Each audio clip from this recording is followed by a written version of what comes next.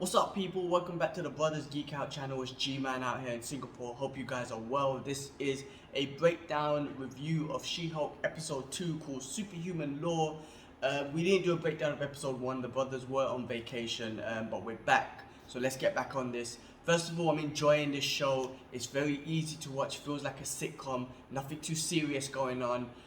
So it's very enjoyable and watchable show. So this episode was a short one, and there was so much going on and so much things that's going to expand on different characters and intertwines with the different movies in the MCU. First of all, the big one, Hulk. He's on the Sakaar ship. Where the hell is he going? How did he get the ship alone? Like, the ship showed up in the first episode. How the hell did he get into it again, and where the hell is he going? So that's freaking awesome. The Abomination shows up again. At the end of the episode, the viral video of the Abomination fighting Wong is released. There was a little news clip about a man in a bar fight with metal claws coming out of his hand. Are you serious? They quoted Wolverine. This is sick. There's so much going on in this episode. I feel like this episode was her some kind of identity crisis or whatnot. I mean, from the first episode, she became She-Hulk. The whole episode was like a training montage of Bruce Banner training her. But she's saying, I don't want to be a superhero. I don't need to be a Hulk. And by the end of the episode, she had to become a Hulk to fight Titania. And then now she's become a Hulk. That's caused issues in her life. Something she didn't want to become. Now she's losing her job and all that sort of stuff because she become She-Hulk, because she done the right thing. And by the middle of the episode, she gets a job, and then she's forced to become She-Hulk and will do the job as She-Hulk, as we'll get into. But yeah, it starts off with reporters talking about She-Hulk, Jennifer fighting Titania real quick, and then the reporter gives her the name She-Hulk, and that's something that's been discussed. In the previous episode, Bruce Banner was telling her that, you know, he's Smart Hulk, he didn't come up with the name. She got named. Later on in this episode, he asked her, what do they name you? So he knows that the public names them, or media, or whoever names them, superheroes. Spider-Man named himself, but Tony Stark was named by media and all that sort of stuff. Anyway, she's in a bar later on, she's talking with her friend, she's saying, I don't want to be a superhero. She mentions billionaire, narcissist, orphans. You know, that's like Tony Stark. You know, Batman as well from the DC universe. Maybe Daredevil, right? He's an orphan, so you know that could be a little hint to Daredevil as well, because he will show up in this show as well, which is going to be freaking awesome. So I can't wait for that. Again, saying she got fired from all her jobs, she couldn't get another job.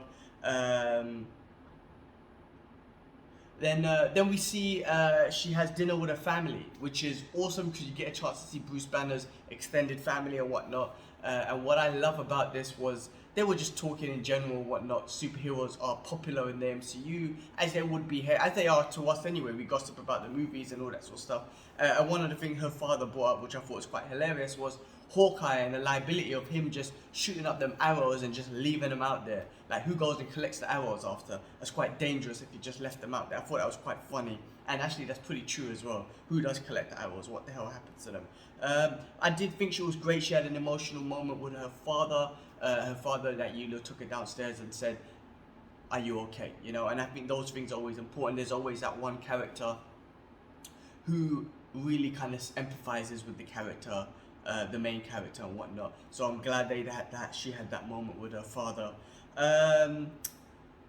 What else is going on? She gets a new job with GLK and H, Superhuman Law Division, breaking the fourth wall during that and getting the job as She-Hulk. She talks about that.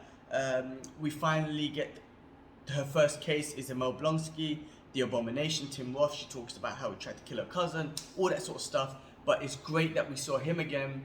They have a conversation. She meets him up at the Damage Control Department of Damage Control prison, where, you know, there's a little reference to Silence of the Lamb as the security guard telling her, don't do this and don't do that, don't stay behind the yellow line, don't touch it. She's talking to Abomination. He said some interesting stuff I should have mentioned in the beginning. Thunderbolts. My guy talks about 7 pen pal friends that he's met in prison, and he's talking about the Thunderbolts. Again, so much happened in this episode.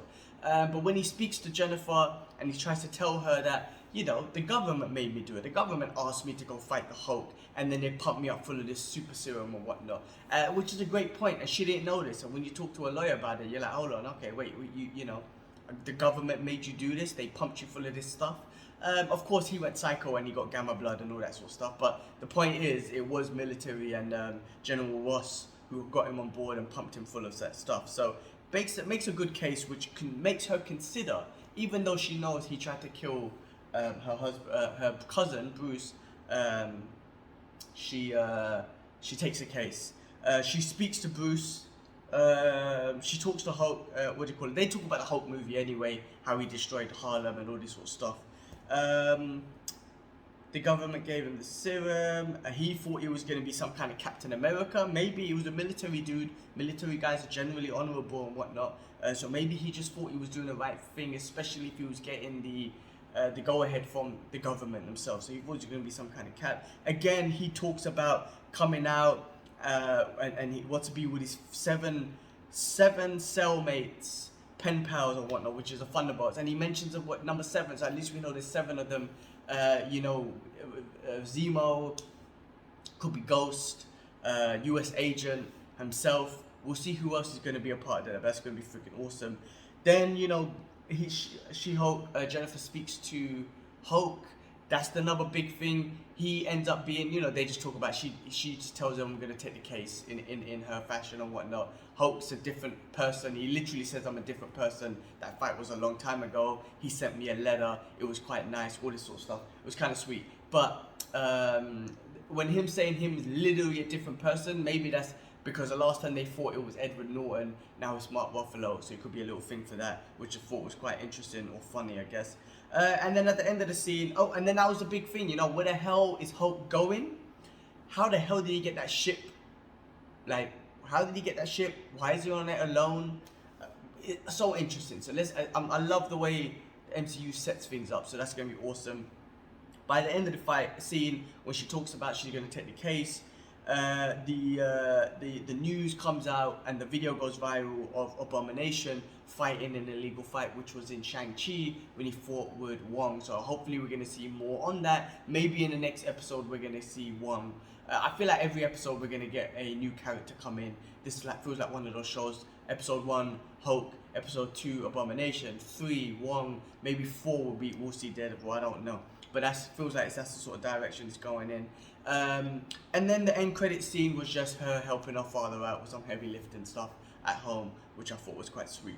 That was it. I'm not going to go too much into the episode and whatnot. Just quick reviews and breakdown and my thoughts on it. I'm enjoying this. I can't wait to every week watch this and see what else to do. The fact that these episodes are coming out and so short and they got so much in them, like we just discussed, that's freaking amazing. It just makes, again, it just draws other lines and roads of where different characters and things intertwine and everything. I love it.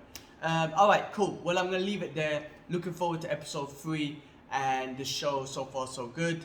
And yeah, I'm out. Peace.